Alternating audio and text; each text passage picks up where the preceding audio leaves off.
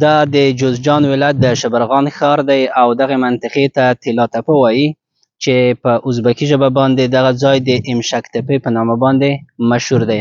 داسې ویل کېږي چې د افغانستان هغه ګنجینه چې د باختر ګنجینې په نامه باندې نومول شوې ده او د افغانستان اصلي سرمایه ده، د افغانستان د پیسو حمایت کوونکې ده، هغه د همدغې ځای څخه ایستل شوې ده چې هغه کسان چې په دې ځای کې ژوند کوي د هغې خلکو په وینا باندې دغلته یو ځای دی ژور شوی دی او ویل چې د دغه ځای نه ایستل کېږي.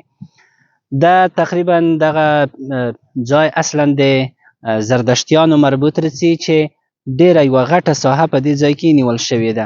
تقریبا ساحه تر اوسه پورې د اوبو د نشتوالي په خاطر باندې وچه پاتې ده او دې ځای کې داسې د باغ او د پارک په شکل باندې کوم کار نه دی شوی او همغسې د تاریخي آثارو په توګه باندې پاتې شوي دي. تاسو داسې وګورئ خو لمر لږ د دغې خوا نه دی، تصویر هغه خوا ته خپ راځي، په دې خاطر باندې تصویر ډېر واضح نه راځي. نو دغه ټوله ساحه د همدغې طلا تپې په نامه باندې یادېږي.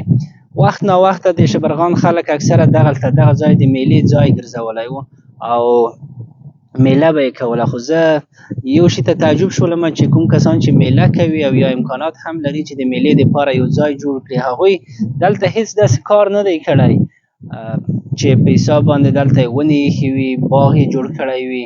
هغه تاریخي ځایونه خو په خپل ځای باندې باید پرې ایښي وای، خو د هغې تر څنګ یې ګلکاري دا شی هیڅ نه دي کړي. نو دغه طلا تپه ده او ښایي تاسو یې په انټرنیټ کې یا هم په تاریخ کې نوم اورېدلی وي. غوښتل مې چې دغه ځای د نږدې هم درته وښیم. نو زه نن راغلم په همدې خاطر باندې چې دغه ځای چې مشهور و، شهرت یې لرلو، د نږدې څخه ووینم. دغه ځای چې ښودل کېږي چې د باختر ګنجینه د هغې ځای څخه ایستل شوې ده، دغه ځای دی او په دې ځای کې ډېر یو ژور ځای دی، ډارونکی دی، ژور ځای دی.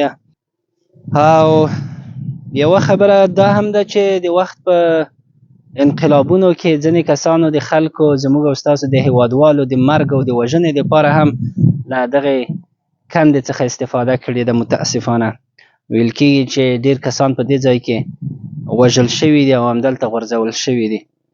نو الله جل جلاله دې وکړي چې زموږ او ستاسو په وطن کې بیا داسې یو تریخ او تور تاریخ تکرار نشي او موږ او تاسو د یو داسې نظام او د داسې قانون لرونکي واوسیږو چې هغه په واقعي معنا باندې د افغانستان د فرد دپاره وفادار پاتې شي او د خلکو دپاره خدمت وکړي، قومیت او ژبه، مذهب او سمت دې شیانو ته، حتی جنسیت ته هیڅ توجه ونه کړي او د یو انسان په توګه باندې هر کس ته چې په دې ټولنه کې ژوند کوي، په دې ملک کې ژوند کوي، په رښتونې معنا باندې صادق او وفاداره پاتې شي.